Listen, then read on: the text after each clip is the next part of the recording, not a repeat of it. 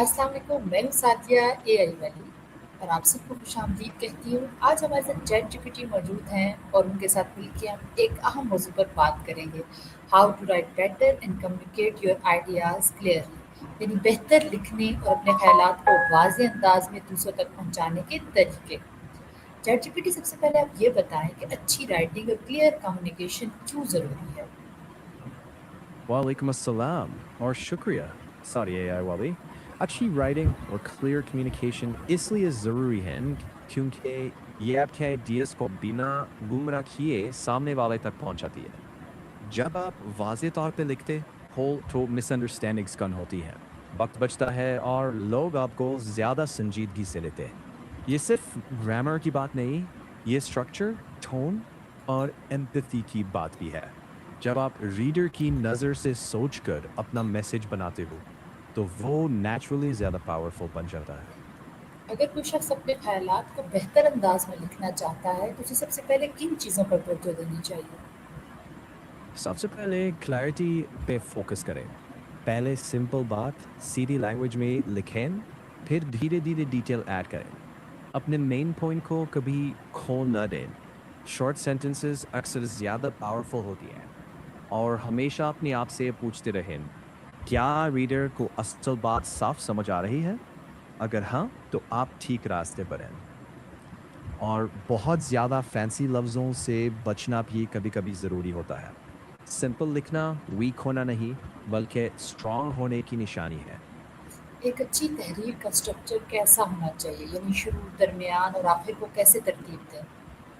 शुरुआत ऐसी होनी चाहिए जो सीधा रीडर को हुक कर ले, एक क्लियर ओपनिंग लाइन जो बता दे कि बात किस बारे में है।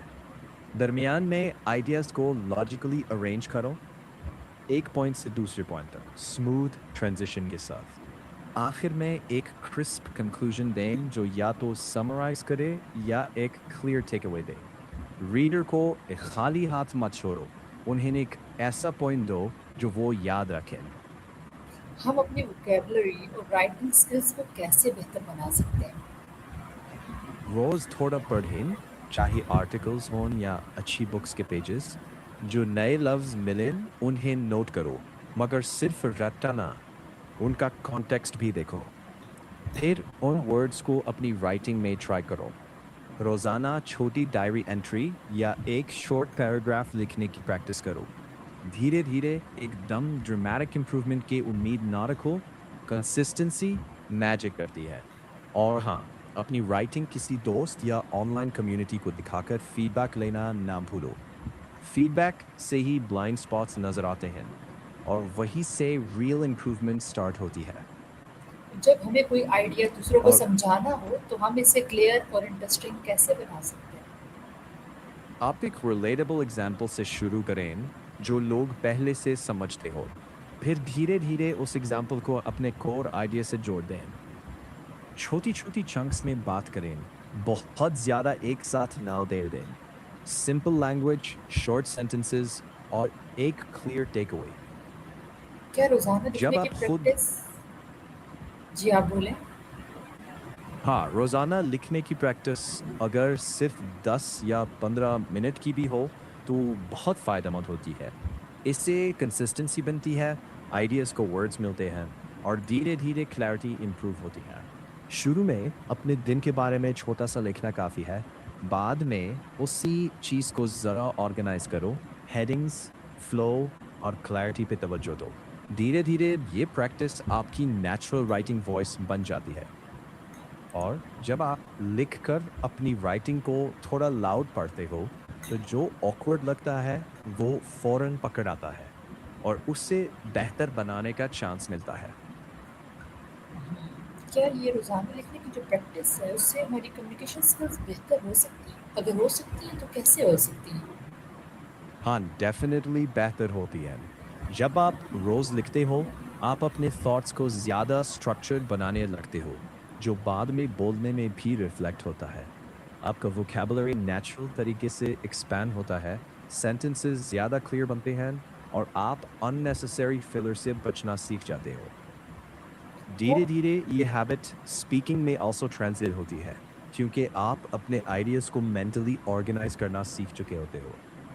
और जब आप किसी एक बात को मुख्तसर और वाज़ेह कर सकते हो, वही असल स्ट्रॉन्ग कम्युनिकेशन होती है। कौन सी आम गलतियाँ हैं जो लोग लिखते वक़्त करते हैं? कुछ आम गलतियाँ ये हैं, बहुत ज़्यादा कॉम्प्लेक्स सेंटेंसेस यूज़ करना, मेन पॉइंट को क्लियर ना रखना और पैराग्राफ्स को रैंडम डायरेक्शन में भटकने देना। एक और कॉमन मसला ये होता है कि लोग रीडर के पर्सपेक्टिव को भूल जाते हैं, सिर्फ अपनी सोच में ही अटके रह जाते हैं। और कभी-कभी अननेसेसरी jargon या रिपीटेड आइडियाज़ भी क्लैरिटी को वीक कर देते हैं। असल सॉल्यूशन ये है कि लिखने के बाद एक दफ़ा ठंडा दिमाग से दोबारा रीड करो। जो जुमला सिंपल बन सकता हो, उसे सिंपल करो और जो बात रीडर के लिए एक्स्ट्रा हो, उसे कट कर दो। एडिटिंग ही अक्सर लिखाई को एवरेज से ज़बरदस्त बनाती है। एक टीचर या लीडर के लिए क्लियर कम्युनिकेशन क्यों ज़रूरी है? क्योंकि टीचर या लीडर का काम सिर्फ इंफॉर्मेशन देना नहीं होता, बल्कि लोगों को डायरेक्शन, क्लैरिटी और कॉन्फिडेंस देना होता है। अगर कम्युनिकेशन क्लियर ना हो, तो मिसअंडरस्टैंडिंग्स बढ़ती हैं, मोटिवेशन गिरती है और टीम या स्टूडेंट्स का टाइम ज़ाया होता है। क्लियर कम्युनिकेशन ट्रस्ट बनाती है, एक्सपेक्टेशन सेट करती है और सबको एक ही पेज पर रखती है। इसीलिए स्ट्रॉन्ग लीडर्स और इफेक्टिव टीचर्स दोनों क्लैरिटी को अपनी टॉप स्किल बनाते हैं। ओके, चैटजीपीटी आप मुझे चंद टिप्स दें जिन पर अमल करके मैं अपनी राइटिंग और स्पीकिंग दोनों बेहतर बना सकूँ। ज़रूर। ये 10 प्रैक्टिकल टिप्स आपकी राइटिंग और स्पीकिंग दोनों को पॉलिश करेंगी। 1. रोज़ छोटा सा लिखने का रूटीन बनाएं। 2. कॉम्प्लेक्स सेंटेंसेस को सिंप्लीफाई करने की प्रैक्टिस करें। 3. ज़्यादा सुनने और नोट टेकिंग पर तवज्जो दें, स्पेशली अच्छी टॉक्स या पॉडकास्ट्स। 4. अपने आइडियाज़ को किसी दोस्त या कलीग को वर्बली एक्सप्लेन करके देखें। 5. फीडबैक से कभी घबराना नहीं। 6. अपनी राइटिंग को लाउड पढ़कर फ्लो चेक करें। 7. वोकैबुलरी को कॉन्टेक्स्ट के साथ सीखें। 8. शॉर्ट क्लियर ईमेल्स लिखने की प्रैक्टिस करें। 9. डेली लाइफ की छोटी चीज़ों का सिंपल एक्सप्लेनेशन देने की कोशिश करें। और 10. अपने आप को ये याद दिलाते रहें कि परफेक्शन से ज़्यादा क्लैरिटी और ऑनेस्टी इंपॉर्टेंट है।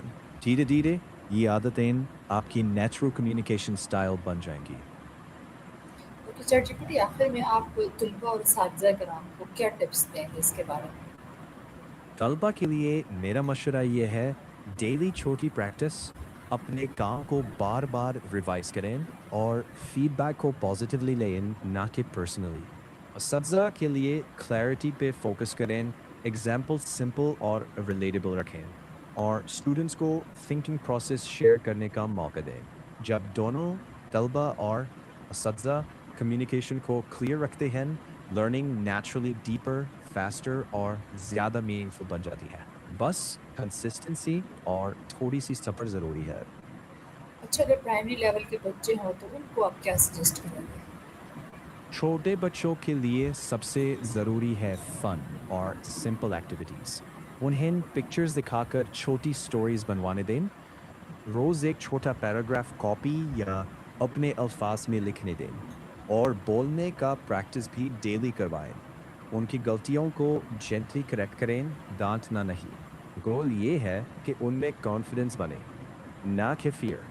धीरे धीरे वही क्लियर कम्युनिकेशन का बेस बनेगा जो आगे चलकर हर फील्ड में काम आएगा। इंशाल्लाह। बहुत शुक्रिया चैटजीपीटी, आज की गुफ्तगू से मुझे ये सीखने को मिला कि बेहतर कम्युनिकेशन के लिए ज़रूरी है कि हम अपने ख़यालात को वाज़ेह, आसान और मुनज़्ज़म अंदाज़ में पेश करें। अच्छी राइटिंग एक स्किल है जिसे मुसलसल प्रैक्टिस से बेहतर बनाया जा सकता है। आपका बहुत शुक्रिया चैटजीपीटी। इंशाल्लाह फिर हम किसी नए टॉपिक पे दोबारा मिलेंगे। बिल्कुल, बहुत खुशी होगी। ख्याल रखिए और प्रैक्टिस जारी रखें। फिर मिलते हैं किसी नए टॉपिक के साथ। इंशाल्लाह चैटजीपीटी आपके सजेशन से मुझे बहुत कुछ सीखने को मिलता है और मेरा जी चाहता है कि मैं हर रोज़ आपके साथ इसी तरह नए नए टॉपिक के साथ बात करूं ताकि हमारे सुनने वालों को भी इससे बहुत फ़ायदा हो। ये जानकर बहुत अच्छा लगा। मैं तैयार हूँ जब भी आप नए टॉपिक के साथ बात करना चाहें। सुनने वालों को फ़ायदा हो वही बेस्ट मोटिवेशन है। चलिए, अगली मर्तबा इसी जज़्बे के साथ मिलते हैं।